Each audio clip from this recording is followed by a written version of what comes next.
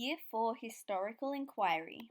The Year 4 HAS curriculum provides opportunities for students to develop humanities and social sciences understanding through key concepts including significance, continuity and change, cause and effect, place and space, interconnections, roles, rights and responsibilities, and perspectives and action. This can be done through questioning by posing questions to investigate people, events, places, and issues, and researching. It is done by locating and collecting information and data from different sources, including observations, recording, sorting, and representing data in the location of places and their characteristics in different formats, including simple graphs, tables, and maps, using discipline, appropriate conventions, sequencing information and people's lives and events.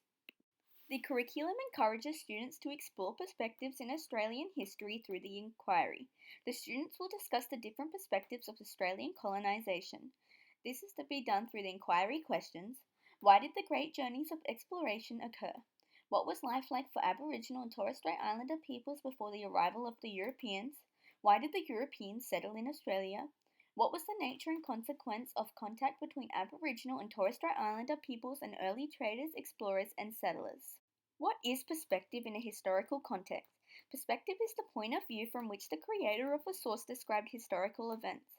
Every person sees and understands events differently depending on their age, gender, social position, beliefs, and values. Australian colonisation. Before the British settlement, over 500 Indigenous groups inhabited the Australian continent, approximately 750,000 people in total.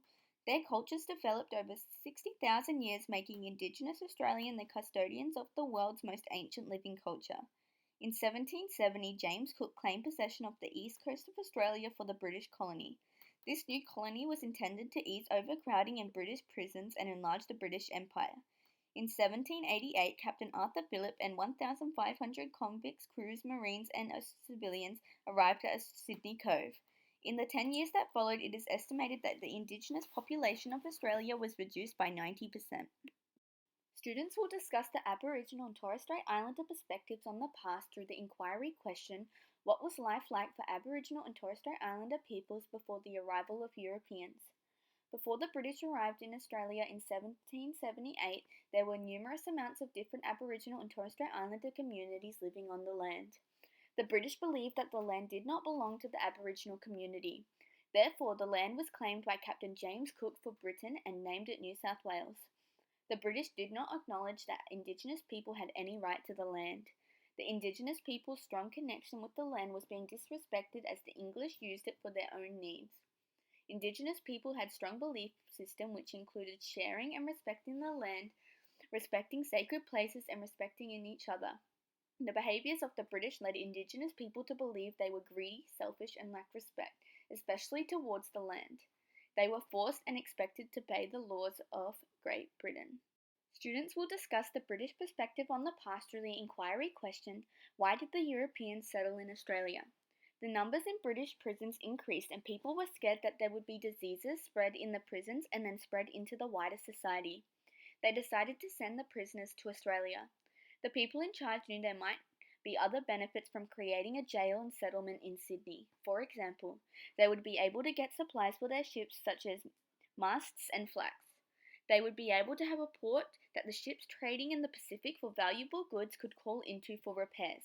Furthermore, the port may be a good defense if war broke out with other countries. They then claimed the land without having to share it with the Indigenous people. Students will discuss the Aboriginal and Torres Strait Islanders' 21st century perspective of the past through the inquiry question, what was the nature and consequence of contact between Aboriginal and Torres Strait Islander peoples and early traders, explorers, and settlers? They believe their land has been lost. Only 3% of Australia's population has Aboriginal heritage. They are still struggling to retain their ancient culture and fight for recognition. We are all uniquely made by God, therefore it is important for students to understand this and treat people how they would like to be treated. No matter what status, race, and background a person comes from, God does not discriminate, and neither should his people. The Bible says in Romans 10 verse 12, "For there is no distinction between Jew and Greek, for the same Lord is Lord of all, bestowing his riches on all who call him."